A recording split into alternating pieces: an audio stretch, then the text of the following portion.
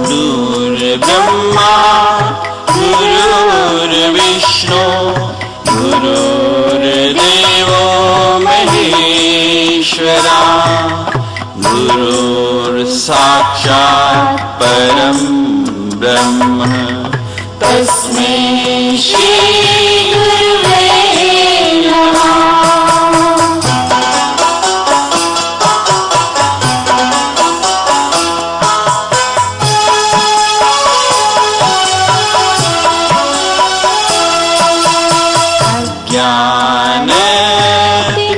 ज्ञानतिमिरन्धस्य ज्ञानञ्जनशलाकया चक्षुरुन्मीलितं येन तस्मै श्री गुरुवे नमः।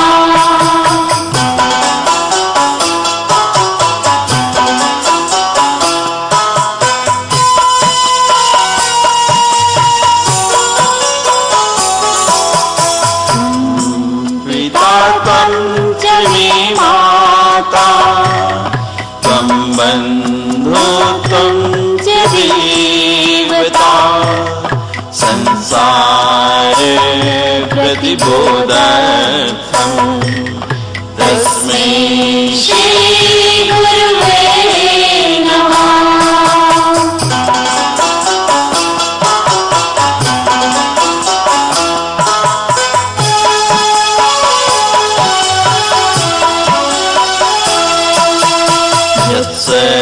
सत्यं जगत् सत्यं यत् प्रकाशेन भाति यदानन्देन नन्दन्ति तस्मै श्री गुरुवे नमः।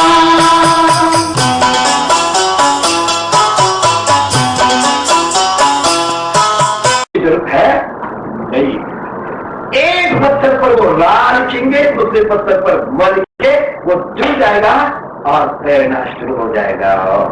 जब समुद्र ने बताया सारा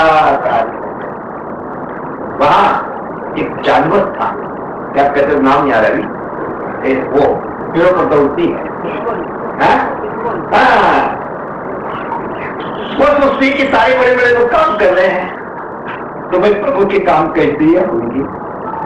तो उन्होंने नाना वो बालों में लोट पोट होना, जो भी बालू कल रखते थे बालू के वहां जाना और छिड़क देना, आना जाना करते करते बेचारी थक गई, मर गए। प्रभु की आंखों से आश्चर्य दिन आ गए कि छोटे छोटे जीवात्मा भी मेरे लिए कितने कष्ट उठा रहे। तैयार हुआ, जब चले प्रभु तो चलते समय हर कहते कि मैं प्रभु के साथ चलूंगा, सारे इकट्ठे होते हैं, उनसे कुछ चिंता ही नहीं। तो समुद्र के अंदर जितने भी प्राणी थे सारे इकट्ठे होकर सारे बंदर उसके पीठ पर बैठे रहे और तत्काल उसी समय वह समुद्र को पार किया। कितना समुद्र पता है? तुलसीदास लिखते हैं शतयोजन अपारा, शतयोजन मतलब 100 कोट, 100 योजन, 4 कोट का एक योजन होता है, मतलब 1000 किलोमीटर। अब वो है या नहीं, वो लंका है तो दूसरी लंका है, लोग शोध करने वाले बोलते रहे लंका है। वहां गए, जब वहां बैठे हैं ऊपर कोई बिजली सी चमक रही है, किसी ने कुछ कहा, किसी ने कुछ कहा। प्रभु ने बाण मारा तो उसके मुकुट सारे गिरते थे, प्रभु के पास में आ गए। बाद में विभीषण आया, तैयारी हुई। विभीषण बाद में प्रभु राम को कहते हैं भगवान आप रावण पर चढ़ाई करने के लिए आए तो सही, लेकिन कैसा होगा? उसके पास शस्त्र अस्त्र, अचम्बाम अणुबाम, बड़े बड़े शस्त्र अस्त्र होते पास में। आज जो है उससे भी बड़ी चीज उनके पास में थी और सेना भी अच्छी है, सुसज्ज सेना है। आपके पास रथ भी नहीं, बम भी नहीं, शस्त्र भी नहीं, अस्त्र भी नहीं और सेना भी नहीं। बंदर को कंट्रोल करना साधारण काम नहीं होगा। बोले बंदर भालू भी कैसे विजय प्राप्त करेंगे? प्रभु राम करके विभीषण बाहर का विजय प्राप्त करना सेना पर, बम पर नहीं है। यह आध्यात्मिक शक्ति जिसके अंदर है वो विजय प्राप्त कर लेता है। वो बाण भी अलग होते हैं और शस्त्र भी अलग होते हैं। और सब कुछ हुआ, युद्ध हुआ, प्रभु राम ने उसका उद्धार किया। उद्धार करने के बाद हनुमतलाल भगवती सीता को लाने के लिए गए। सीता को जब लाए, सारे दर्शन करने के लिए उमड़ पड़ते हैं। मां आई, आने के बाद अब प्रभु राम जो कोमल है, मोम से भी कोमल है, लेकिन कठोर से भी कठोर है। वैष्णव ने बताया है वो कोमल से भी कोमल, मोम से भी कोमल है। और समय आए तो वज्र से भी कठोर है। और साधना के टाइम मणिराम को भागने दौड़ने देंगे नहीं। यह गणेशो शिष्य तो में श्री राम नहीं मिलेंगे, उठूंगा नहीं। ये कठोरता भी उनका राम है और कोमल से कोमल भी है। और उसे पर प्रभु राम कोमल से कोमल भी है और कठोर से कठोर भी है। इस सीता मां को प्राप्त करने के लिए क्या क्या करना पड़ा, वो सीता जब सामने आई है, आने के बाद कहते सीते अब आप रावण के पास 6 महीने तक रहे, कोई मेरे पर विश्वास करेगा नहीं। अब आपको जहां जाना जाओ, मैं नहीं देता। सीता रोने भगवान मैं शुद्ध हूं, कोई भी विकार मेरे अंदर नहीं, लेकिन मैं तो जानता हूं दुनिया कैसे जानेगी। भगवान शुद्ध कर आग लगाई, सीता अंदर गई, बाहर आ गई, कोई भी दांत लगा नहीं। दुनिया की दृष्टि से सीता की अग्नि परीक्षा दी, लेकिन ये सारा नाटक है। अभी अभी आपको मैंने बताया था, रावण आने के पहले प्रभु राम ने सीता को कहा था कि मां देवी कुछ दिन तक अग्नि के अंदर वास करना, माया ने सीता ऊपर रखना। कहते क्यों? तो जब तक रावण गलतियां नहीं करेगा तब तक मैं मार नहीं सकता, उसका उद्धार नहीं कर सकता। गलती करने के बाद ही सब कुछ करना है।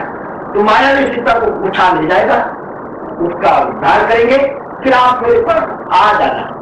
जब रावण का उद्धार हो गया तो सीता को लाने सबके सामने लाएंगे तो ठीक होगा नहीं, जिसलिए वो आदमी परीक्षा का निमित्त दुनिया को दिखाने के लिए हो गया। माया ने सीता आग के अंदर गई और मां भगवती जगत जननी सीता जो आग के अंदर वो वास कर रही थी, बाहर आ गई प्रभु के साथ आई। विभीषण का राज्याभिषेक के समय में विभीषण ने कहा कि प्रभु राज्याभिषेक हो गया, लेकिन आप कुछ आराम करो, कृतार्थ करो। उसने कहा कि विभीषण मैंने प्रतिज्ञा की पिताश्री के सामने, मां के सामने 14 साल तक वनवास में रहूंगा। वनवास पूरा हुआ नहीं, मैं अंदर नहीं आऊंगा, नहीं गए। भगवान की सेवा बताओ, अरे बंदर बेचारा अभी तक नहीं गए, पत्ते खाते भागते दौड़ते। कितना मेरा काम उन्होंने किया, कपड़े दे दो। वो गया विमान में कपड़े रखे, सब जब फेंकने लगे कपड़े में, हर बंदर उठा, ये तो मेरे जैसा फिट बैठता है, तो बात ठीक देते हैं, कम ज्यादा देते नहीं, जिसका जैसी जैसी योग्यता है देते। सबने सबको कपड़े में बैठाया और प्लेन में बैठाया, विमान में बैठाया। प्रभु राम भी बैठ गए, सीता भी बैठ गई। और जब प्लेन उड़ता है, प्रभु राम कहते कि सीते ये रामेश्वर में है, प्रभु की स्थापना की, ऐसा किया वैसा किया, यहाँ शबरी थी, यहाँ शिव पर्वत था, यहाँ बाली मिला, सुग्रीव मिला, हनुमतलाल मिले, ये हुआ वो हुआ। बताते बताते चुप वहां आगे कहा, प्रयागराज आ गए। अब विमान को नीचे उतारा, संत दर्शन के लिए वो गए। सीता मां गंगा के पास में गई, ये मां गंगे मैंने प्रार्थना की थी, लौट आऊंगी, मैं आई आपकी कृपा से। अब मेरे राम, मेरे प्रभु, मेरे सब कुछ, मेरा धन, राज गद्दी पर बैठेगा, हे माँ तो एक चुंदरी पहले, ये माँ आपको मैं साड़ी अर्पण करूंगी, आपकी पूजा करूंगी। माँ से प्रार्थना की है। फिर वहां से जब प्रयागराज से चले, थोड़ा समय बचा, भरत कहते कि राम नहीं आए, क्यों मुझे दूर किया पता नहीं, कितना मैं अभागा, सीता सेवा कर सकती है, दखन सेवा कर सकता है, लेकिन मैं सेवा करता नहीं, क्या अपराध हुआ प्रभु, कब कृपा हो। थोड़ा भी समय गया तो मैं चिता में भस्म हो जाऊंगा। वो चिंता ही कर रहे थे। भगवान ने हनुमतलाल को पहले एक जाता तारा बताया, खुश होने लगे। विमान अयोध्या में आया, नीचे उतरा, प्रभु से तो पहला क्या किया उन्होंने, धरती माँ को नमस्कार किया, अयोध्या की भूमि को नमस्कार किया। क्यों? शास्त्र कहता है जननी जन्मभूमि स्वर्गादपि करके, जो माँ है जिसने शरीर को दिया और जिसने खिलाया पिलाया, जिसमें पले पोसे, वह धरती माँ स्वर्ग से भी मान है, सारी दुनिया से मान है। और उसकी सेवा से, उसके दर्शन से, उनके आशीर्वाद से ही सब कुछ होता है। जिसने धरती माँ को नमस्कार किया, लंका के पास में बैठ के प्रभु ने यही कहा, जन्मभूमि अति पावन है, मुझे जन्मभूमि की इतनी याद आती है, यह क्षण भी इधर रहना चाहता नहीं। प्रभु ने वही किया, जन्मभूमि को नमस्कार किया। और जब अयोध्या वासियों को मिलने के लिए तत्काल उसी समय जितने भी लोग थे उतने रूप धारण किए, लेकिन किसी को पता नहीं। सारे रूप धारण करके सबको मिले। मिलने के बाद राजाभिषेक हुआ, राज तिलक हुआ, कई कई के पास में गए और प्रार्थना की, मां आपके कितने उपकार है, यदि आप नहीं होते तो आज मेरा क्या होता। मां, भगवान जो सगुण रूप धारण करता है किनके बल पर, भक्तों के बल पर। भक्त सेवा करते, उपासना करते हैं, उनके लिए द्रव्यभूत आकर के वो जैसा चाहते उसी का रूप धारण करते हो। मुझे पुकारिए मां, हे कई, यदि आप कृपा नहीं करते, मुझे वनवास नहीं देते, संतों का दर्शन नहीं होता, भक्तों का दर्शन नहीं होता, ऋषियों का दर्शन होता है। मां, मैंने वनवास में संतों के दर्शन किए, ऋषियों के दर्शन किए, कितना आनंद लिया, रावण का संहार हुआ, आपके प्रति लाभ किया। सारी दुनिया में आज जो वाह हो रही है, मां ये तेरी कृपा है, आपके कारण सब कुछ हुआ। मां, कुछ मांगना हो तो मांगो। कई रोने लगी, राम क्या मांगो, जो मांगना था मुझे मिल गया, जो कर्तव्य आपने करवाया उस कर्तव्य में तुम्हारे पिताश्री गए। कितना अपमान मुझे सहन करना पड़ा, नहीं बखान नहीं हो सकता है राम। अपमान को डरना नहीं, और निंदक दूर न कीजिए, दीजिए आदर मान। निंदक से कभी नफरत नहीं करना, आदर मान देना। वह मां हमें शुद्ध करता है, पवित्र करता है। कई की मां कहती है, जो भी अपमान हुआ सहन होने लायक नहीं था राम, आपने जो कर्तव्य दिया था वो मैंने किया, सब कुछ होगा। अभी कुछ मांगने की भी इच्छा नहीं। और आप मांगने की कह रहे हैं कि मां मांगो, एक चीज मांगना चाहते हो, दोगे? मां बोलो तो सही, आपकी कृपा से सब कुछ हो सकता है।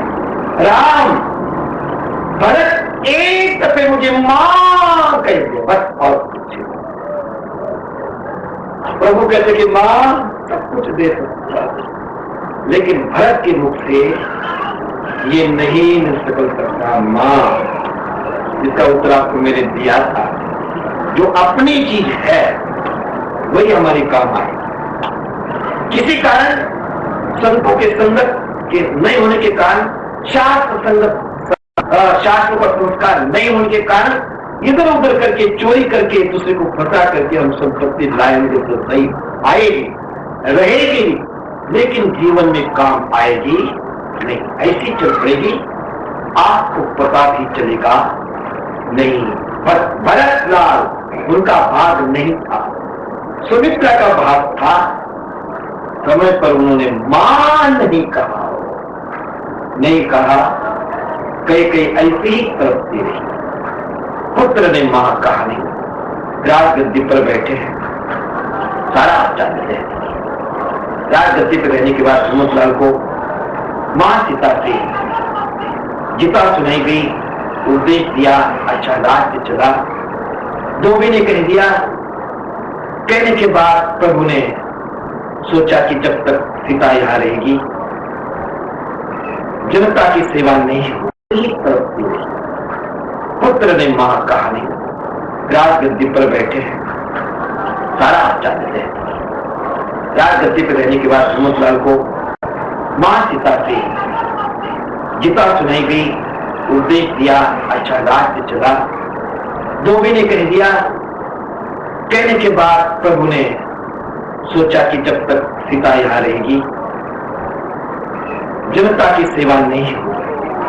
लखनलाल को बुलाया। लखन, सीता को ले जाना है। तो प्रभु राम कहते कि कितना मेरा दुर्भाग्य, जिस सीता मां के लिए 14 साल तक खाया नहीं पिया नहीं, जगता था, मेरी प्यारी उर्मिला भी छूट गई। इतना कष्ट झेला, दर से भटका, लेकिन मैं इन्हीं हाथों से मां सीता को जंगल में छोड़ू। प्रभु राम ने कहा कि राजा राम आज्ञा दे रहा है। राज आज्ञा का अवहेलना मृत्यु बन सकता है। भगवान आज्ञा पालने के लिए अभी तक पानी है, ये भी पानी है।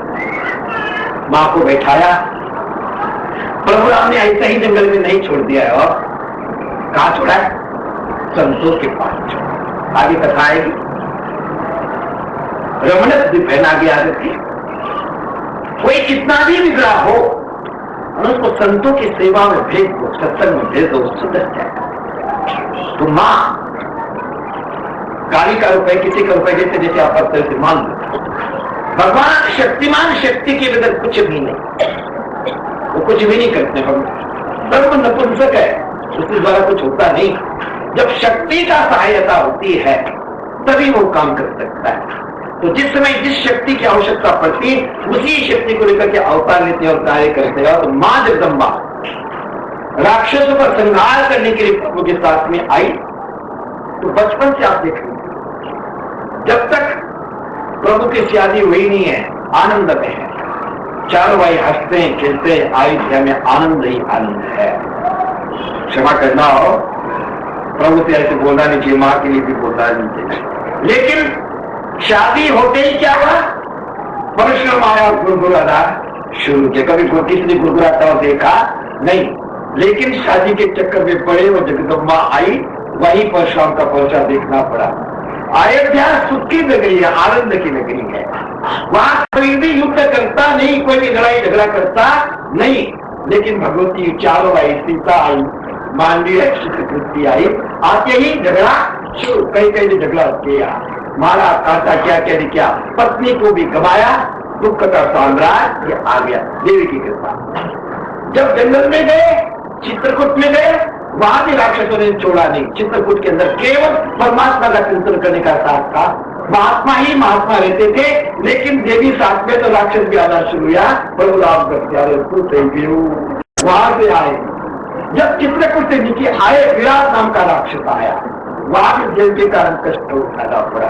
आगे नासिक में आए, वहां भी देवी कारण देखा। लंका में चलो चलो बोलो राधा की नहीं करना चाहिए कथा, है कठिन, कष्ट ही कष्ट। तो जब अब अयोध्या में आए, तो अयोध्या मुक्ति की नगरी है, मोक्ष की नगरी है, और वहां अब ऐसे गड़बड़ हुई तो अयोध्या का नाम बदना। लेकिन या यस्य प्रकृति सा सत्य स्वभाव हो जाता, जिसका जो स्वभाव बन जाता है वो बदलता नहीं। तुम्हारी मुक्ति दायरी की नगरी, मोक्ष दायरी नगरी के अंदर झगड़े शुरू हो गए तो हो ही गया ना।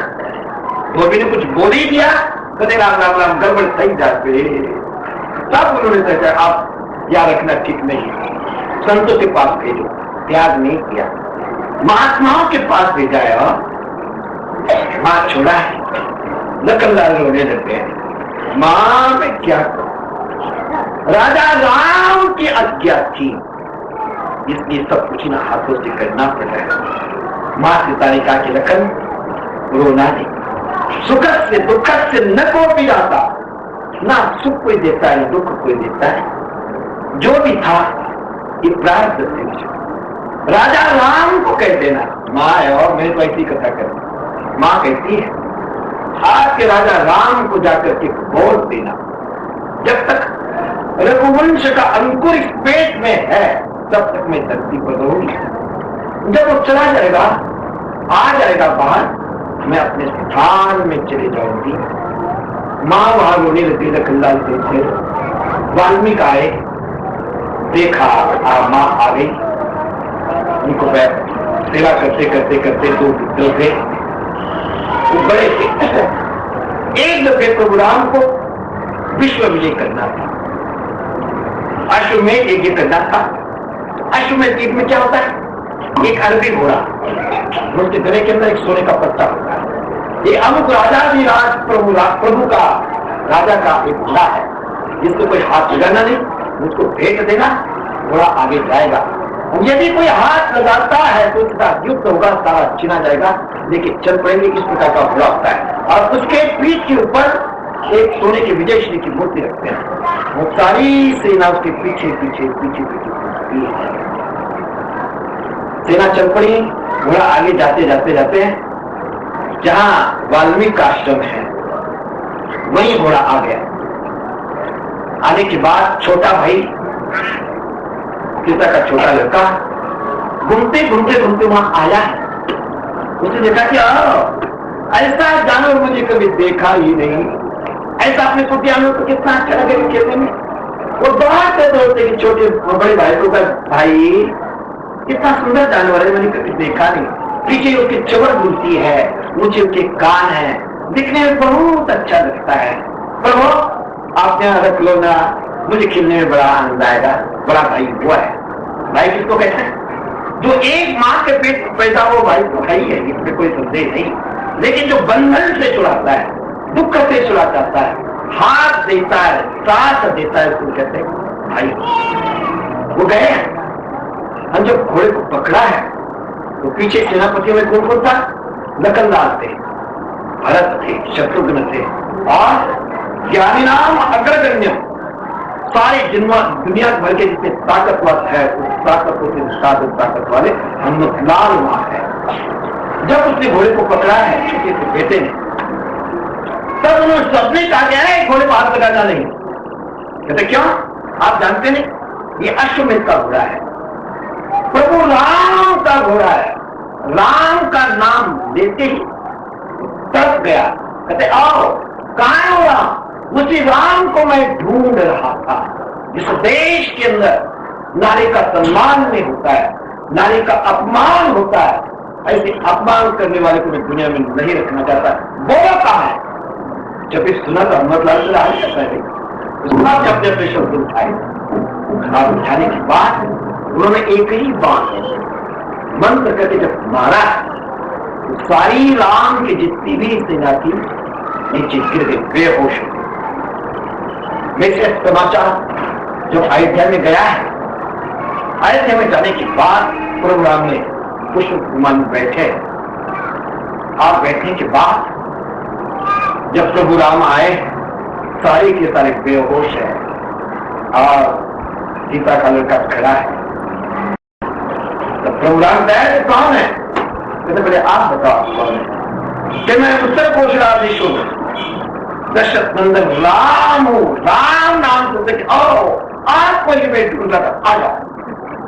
वाल्मीकि को पता चला कि अब ठीक पिता पुत्र का युद्ध होना ही चाहिए। भगवती सीता को लिया, माया देवी उनका नाम था, वहां लाए। वाल्मीकि ने परिचय दिया, कितना प्यार हुआ होगा उस समय। 2 बच्चे, पत्नी, पिछली हुई एक हुई और उसके बाद में मां सीता कहती, प्रभु जो आपने ड्यूटी दी थी, जो काम दिया था, जैसा भी मेरे द्वारा हुआ मैंने किया प्रभु। ये आपका वंश है, 2 बेटे, आप इनको संभालना, मैं आगे चल। आप नहीं प्रभु से पृथ्वी माता से प्रार्थना, मां मुझे अपने गोद में ले लेना। धरती फटी और मां वही समाधि। अब प्रभु से नहीं रहा जाता है। गए तो है, अयोध्या में है, लेकिन जिंदगी सुनी ही सुनी जा रही, मन नहीं लग रहा है, रोते ही रोते हैं। एक समय काल देवता प्रभु राम को मिलने के लिए आए और अंदर जब गए, प्रभु कुछ बात करनी है, लेकिन दोनों के बीच में कोई आना नहीं चाहिए। यदि कोई आ जाता है उसको मृत्यु दंड देना होगा। प्रभु ने सोचा कि इतने जिम्मेवारी कौन ले सकता है। लखनलाल को बुलाया, लखन अब ठीक जिम्मेवारी दिवानी है, बाहर खड़ा होना है, किसी को अंदर आने देना नहीं। लखनलाल ने धनुष बांध दिया, बाहर खड़े हैं। गति देखो, काला ये तक नहीं बना, काल को कोई जीत सकता नहीं। दरवाजा आए उधर से, जब अंदर जाना चाहते हैं, जब रोकते हैं, क्रोध में आगे आए। प्रभु के पास रहने के बाद आपके अंदर विषमता, साधु महात्मा ब्राह्मण ललिता के अंदर जाते हैं, रोकना नहीं चाहता है, शास्त्र नहीं जानता है, श्राप देता हूं, तेरा कुल जल के भस्म कर दूंगा, कांपने लगे। अब ऋषि को अंदर जाने देता हूं तो सारा ऋषि मरता, वो पाप लगेगा। नहीं जाने देता हूं, सारा कुल जल करके भस्म हो जाएगा। चलो अपने ही चलो। लखनलाल अंदर गए। प्रभु ने कहा कि लखन क्या करूं? इन हाथों से राक्षसों को जिन हाथों से मारा है, जिन बाणों से मारा है, मैं तुम्हें कहता हूं लखन, मरना केवल गला काट देना मरण नहीं होता है, देश को निकाल देना यह भी मरण तुल्य है। बहुत लंबा है, नहीं बताता हूं। लखनलाल सरजू किनारे गए, मां से प्रार्थना की, मां गोद में ले, वहीं शेष बन करके चले गए। बाद में प्रभु राम का मन नहीं रुकता। एक दिन विमान बुलाया, सारे अयोध्यावासी को इकट्ठा किया, सब कुर्बानी बैठाया। प्रभु राम भी खड़े हो गए, देखते सब आ गए क्या नहीं। लखनलाल हिम्मत लाल नहीं, नीचे वो हाथ करके खड़े, हनुमान चलो भाई, प्लेन उड़ने का समय हो गया, टेक ऑफ करने का समय हो गया, चलो। नीचे कैसे खड़े हैं सब। लखनलाल कहते कि प्रभु आप जाओ, ताकि धाम जाओ, सबको लेके जाओ, मैं नहीं चलूंगा, मुझे यही रहे। यावत चंद्र दिवाकर, जब तक चांद है, सूरज है, धरती है, और जब तक रामायण होती है, सत्संग होती है, तब तक मेरे हजारों कान बंद है। मैं कथा सुनता रहूं, यही मेरी इच्छा है और कोई इच्छा नहीं। भगवान चल गए। हनुमतलाल रामायण के प्रचार के लिए, सत्संग के लिए यही रहे। उसके बाद में सूर्यवंश की बहुत कथा आती है। अब गणेश जी के पुरुष को छोड़ देते हैं। यदुवंश के अंदर भगवान कृष्ण आ रहे हैं, इसीलिए सारी कथा हमने सुनी कि भगवान आएंगे, भगवान आएंगे, उनकी कथा सुनने के लिए। देवकी वसुदेव, उनका विवाह होना है, भगवान आएंगे। उसके पहले जब धरती पर अत्याचार हुआ तो मां धरती को नहीं रहा गया।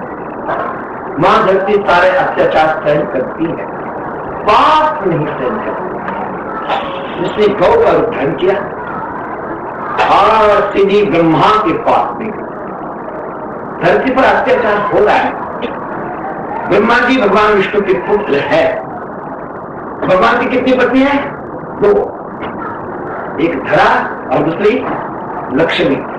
एक अचल लक्ष्मी और एक चल लक्ष्मी, एक कृषि लक्ष्मी और एक स्वर्ण लक्ष्मी। 2 पत्नियां हैं। जब भी आप साउथ में जाएंगे भगवान